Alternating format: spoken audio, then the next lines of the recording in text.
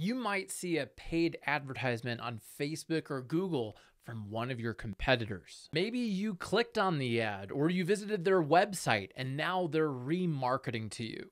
But just because you see your competitor doing something doesn't mean that A, you need to do it, or B, it's even working for them. If you feel the urge to spend money on marketing just because you see other businesses doing it, you may be suffering from a case of chronic advertising fear of missing out. FOMO. Millions of businesses suffer from advertising FOMO.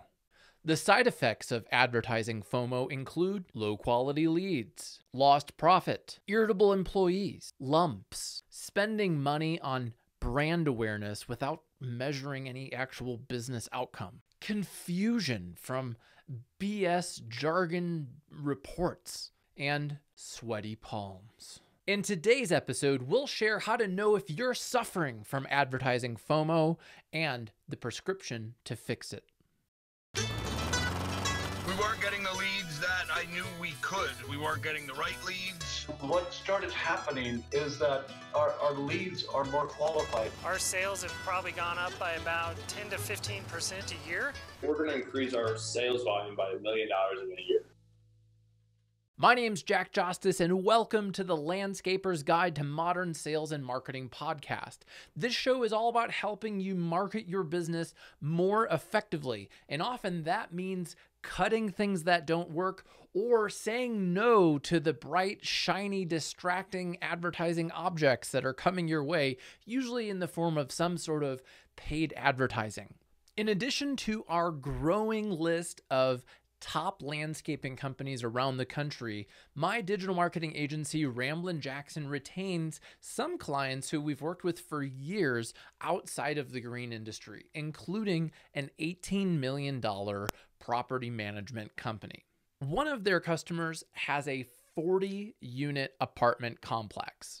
The owner of that 40-unit complex wanted to meet with me and the property management company to see if they should do Google AdWords. We're currently doing primarily organic SEO and online review management.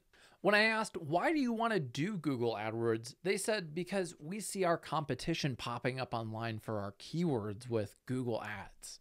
When I dug a little deeper, I learned that their vacancy out of all 40 units was 1.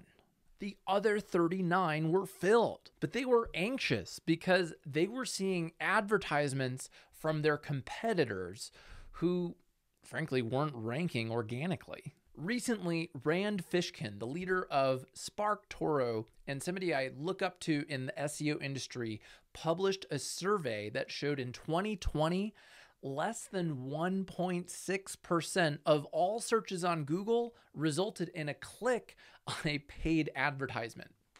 Now, Google has since disputed this, kind of vaguely, in my opinion. They didn't really answer with real data. And even if there were more clicks on the ads in Google, should this apartment complex that has 1 unit invest thousands of dollars in the time and energy of managing an AdWords vendor or doing it themselves, paying Google for the ads to fill 1 unit? Or could they post something else on Craigslist, send out an email campaign, hang up a flyer in the hallway, find a referral somehow, do something that costs way less money and time? I have this conversation with landscapers all the time. They say, Jack, we're booked out 3 or 4 months, and we're thinking about spending 20 grand on house ads this year or whatever. And it's like, for what problem? What are you trying to solve? What if you didn't spend the money? What if you just kept it in your pocket? I know I've spent a lot of money on things in my business, including marketing and advertising, because I thought that I should, or it felt good. And hey, if you want to spend money to feel good, At least mark it in your QuickBooks as a charitable donation. That's valid.